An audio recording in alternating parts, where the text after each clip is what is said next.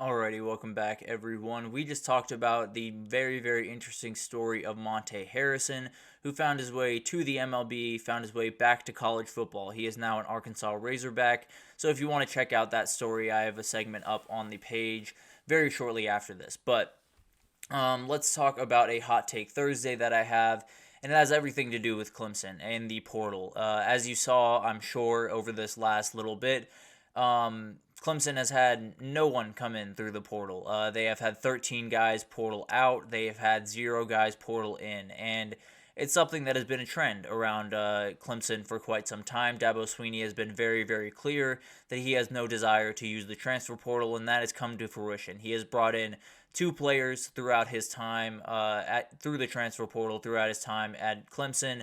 One was Hunter Johnson, who was already at Clemson prior to moving on to Northwestern, and then one was Paul Tyson, which was just out of outright necessity for another quarterback when DJ Uiagalelei found his way to Oregon State. So I think this is something that Dabo's made his decision, right? He is firm, he's dug in, and that's the way it's going to be.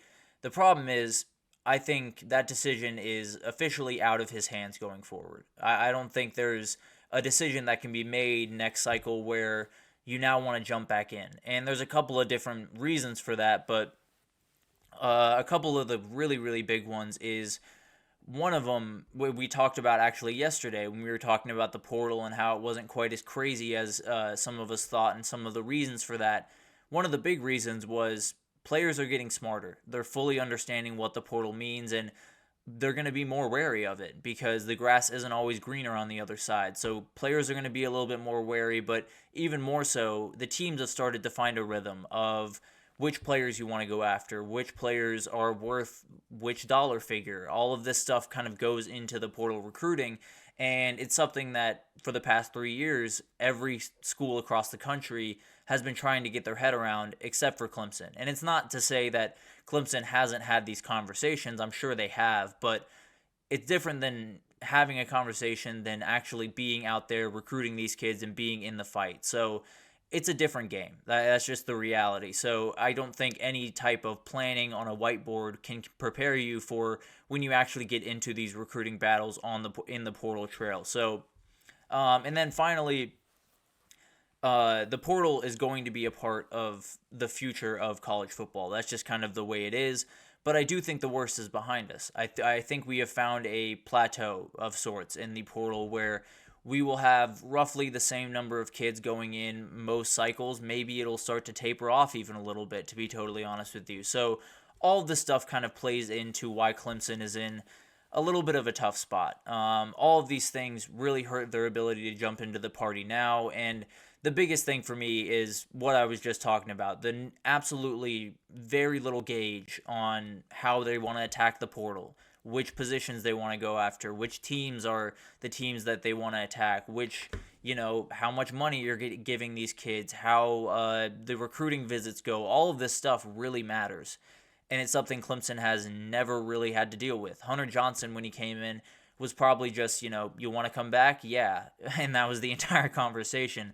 Paul Tyson was just looking for another place to play, and I don't think that was much hard at all. So these things are very tough to figure out, and you really only figure them out by trial by fire, by figuring them out by going through these recruitments and putting these kids' feet to the fire and figuring out what the landscape is out there. So this is something that you really can't replace anything with just reps in the portal. It's the same way of you can't replace anything with game day reps. You need to be on the field. You need to be throwing passes. You need to be seeing it in real time. The same way Clemson needs to be seeing the portal react in real time and be a part of it before they can actually utilize it the way that they're more than capable of doing. But it's just going to be tough to get to that point. So I think there's tons of things at play here, and there's a couple of big caveats overall when we talk about Clemson in general. One, Dabo Swinney knows infinitely more about football and how to build a program than I ever will. I'm openly admitting that. I'm not saying that Dabo Swinney is necessarily wrong for not using the portal the way he has, although it's not the way that I would go about business. he can still be successful. There's no two ways about that. There is a path for them to be the Clemson that we all have gotten accustomed to, where they're competing for national titles, they're winning the ACC, they're doing those things, and they can do it without the portal. But it makes the tightrope walk that much tighter, and it makes it tougher when everyone around you, especially the teams in the ACC, are utilizing it to the best of their ability and are getting better day over day over day. So it's something that Clemson is really, really going to have to think about. And the second big caveat, and the caveat that changes this entire thing, is if Clemson wins this year, it doesn't matter. All of this stuff is a wash, and, attack the portal however which way you want, because if you're winning football games, it's not a problem. But one thing that, we just talked about, but I've seen throughout the past couple of weeks and really the entirety of the postseason, is every team in the ACC has gotten better. It feels like there are very few teams across the ACC that really struggled this offseason. I mean, you could talk about Virginia, you can talk about some of the smaller teams in the bunch, but Miami has gotten infinitely better, especially on the defensive side of the ball, and then bringing in Cam Ward is just insane. And then you add FSU. They've reloaded. Now it could be a little bit more of a tightrope walk than it was a year ago, but they still have plenty of talent, especially on that defensive side of the ball. NC State has gotten a much better team that is very dangerous this year. Louisville just continues to get better after a remarkable 2023. So all of the teams around you are utilizing this thing that you are shunning away and you're refusing to use, and they're using it as well as pretty much anyone in the country.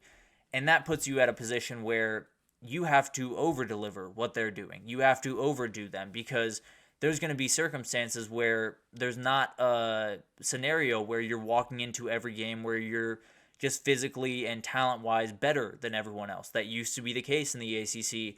It is no longer the case. You are not going to be outright more talented than Florida State when you walk on that field. Miami is honestly kind of a toss-up when you talk about talent on both those rosters. So it's going to be tough. And it feels like Clemson has missed the train and everyone else didn't. And now they were well ahead of everyone else. There's no two ways about that. But they're catching up. And they're catching up rather quickly, and we've seen it over the last couple of years. So overall, if Dabo and Clemson can win with this philosophy, great. That'd be a fantastic way to build a program. It's honestly the way that I would prefer that a program be built.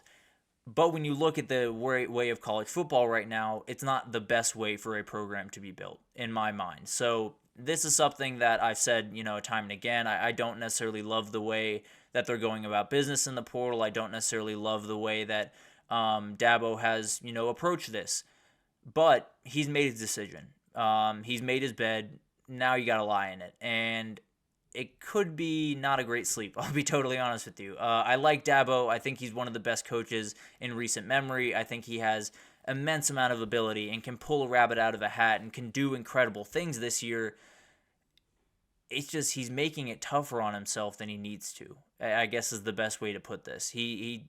Every program around him is utilizing this big time thing that can help your program year over year, and you can utilize it in a smart way and not, sell your soul and lose some of the values that are there at Clemson, while still being able to compete with the big time players. And it's not just ACC teams. They have to keep up with everyone. They want to get out of the ACC, and they're likely going to the SEC when that comes.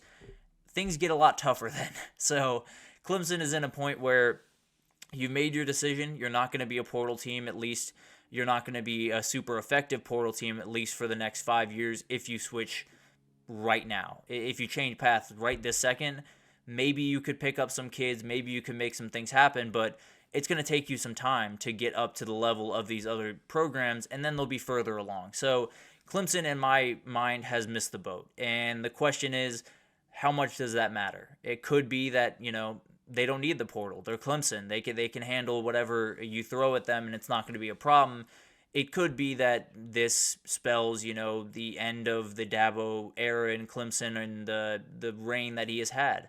So there's a lot of stuff at play. There's a lot of different variables here, and I think for the most part, if you ask me to pick one side or the other, I would say Clemson's likely to continue down this path and slowly start dropping more and more games. And I don't think we're anywhere remotely close to Dabo Swinney not being the head coach over there. But the longer that this goes on, the longer that Clemson sits pat and stays where they are, which is towards the top of the ACC, but the longer that they sit still, the closer that everyone else gets. And we found it the last couple of years, and it could be that some of them are passing them. And I really hope that Clemson either, changes ways or can make this all work. But whatever it is, the decision has been made, and it could spell disaster for Clemson if they're not very, very careful. But we'll see what happens. It'll be a fascinating thing to watch. Dabo Swinney is constantly one of the most fascinating people to watch in the sport, and especially when he talks about the portal and the way he does, it's something to behold. But that'll do it for this edition of the GSMC College Football Podcast presented by the GSMC Sports Network.